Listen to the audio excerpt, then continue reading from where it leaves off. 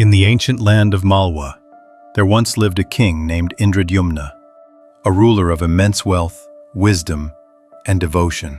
Though he possessed everything a mortal could desire, his heart longed for something far beyond the reach of earthly treasures. A direct vision of the supreme Lord Vishnu. One night, as he slept in his palace, a divine dream descended upon him. In it, he saw a blue mountain by the sea, Nilachala, the blue hill. Within that vision, a celestial radiance emanated from a mysterious deity named Neel Madhav. A sacred whisper filled his mind, revealing that this was the true form of Lord Vishnu. Residing in secret upon that distant hill, the king awoke with tears of awe and devotion. The dream was no illusion, it was a calling. From that very morning, his life took a new direction. All worldly duties, all royal pleasures faded before a single purpose: to behold the Lord in his living form. Determined, Indradyumna set out upon a sacred quest. He traveled across mountains, rivers, and forests, seeking any trace of this mysterious Neel Madhav.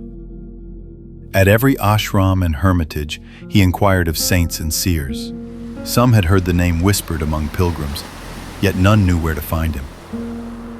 Finally, in a remote forest, an old hermit spoke of a place beyond the eastern lands, near the great ocean, where a tribal chief named Visvavasu secretly worshipped a deity of blue stone.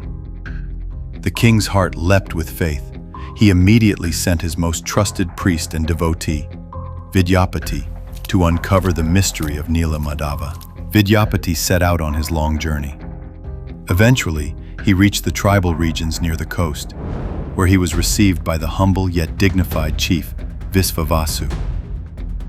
Vidyapati, observant and gentle, soon noticed something extraordinary. Each evening, the chief disappeared into the forest and returned with a strange, divine radiance in his eyes, and a fragrance of sandalwood and lotus clinging to his clothes. Over time, he gained the trust of the chief and his family, even marrying Visvavasu's daughter, Lalita. Through quiet observation and devotion, Vidyapati learned that the chief indeed worshipped the hidden Lord, deep within the forest, in a secret cave known only to him.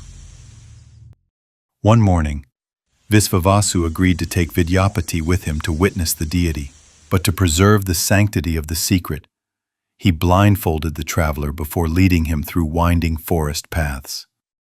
After a long walk, the air began to change, filled with the fragrance of flowers and the sound of unseen bells. When the blindfold was removed, Vidyapati found himself standing before a radiant vision. In the dim light of the cave, the Lord shone in blue brilliance. The figure of Neel Madhav seemed alive, neither of stone nor of wood, but of divine essence. The air itself shimmered with energy. The silence of that place seemed to contain the hum of the entire universe. Cleverly, on his way back, he scattered mustard seeds along the path. They would later grow, forming a golden trail leading the way for the king to follow. The king was filled with joy and gratitude. He immediately gathered his retinue and set out for Nilachala, guided by Vidyapati and the mustard seed trail that now bloomed with golden flowers through the forest. However, when they reached the sacred cave, the miracle they sought had vanished. The altar was empty. The radiant image of Neel Madhav had disappeared without a trace.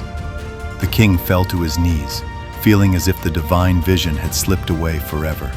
Yet in that moment of despair, a heavenly voice resonated through the sky, a divine promise that the Lord would appear again, not in the form of stone this time, but as a sacred log of wood that would emerge upon the shores of the sea. From that divine wood, the king was to carve and establish the new form of the Lord.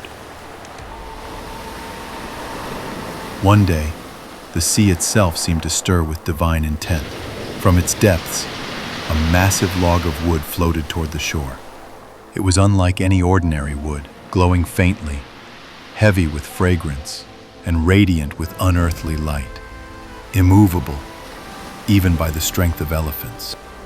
Then, as the king approached with folded hands and eyes full of devotion, the log became light. With reverent tears, he realized that the Lord had kept his promise. That sacred wood was carried to the newly built temple upon Neelachala Hill, and the beating of drums as the log was placed in the sanctum where the Lord's new form would soon emerge. But the king faced a new dilemma. Who could carve such divine images?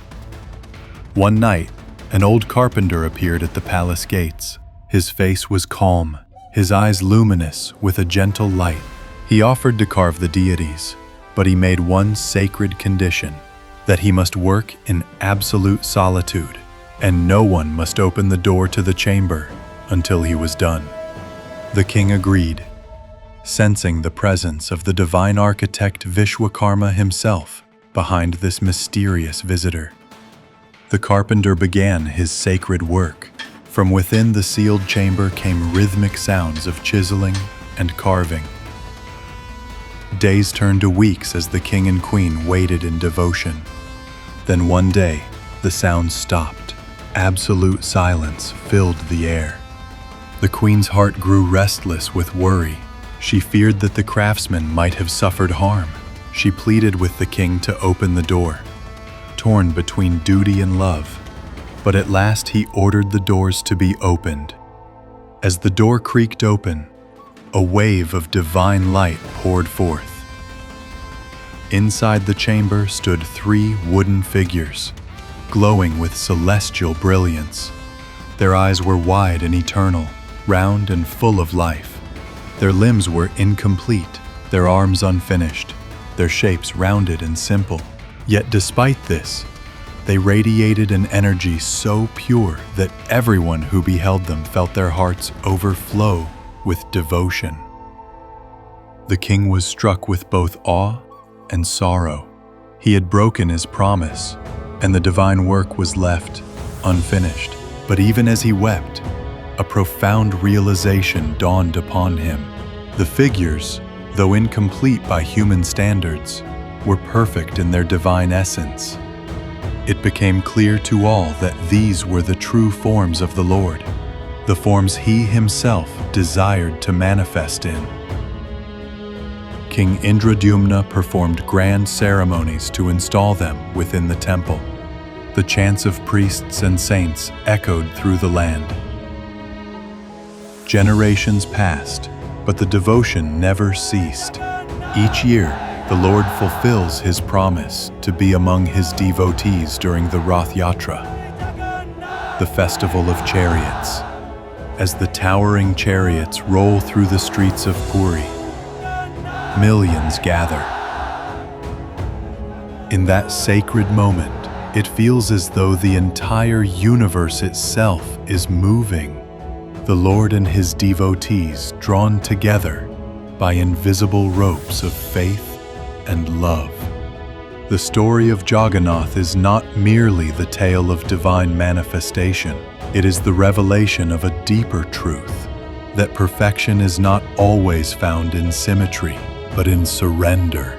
The unfinished forms of the deities remind humanity that the divine cannot be confined to human ideals of beauty or completion. The Lord chose to appear in a form that defies definition.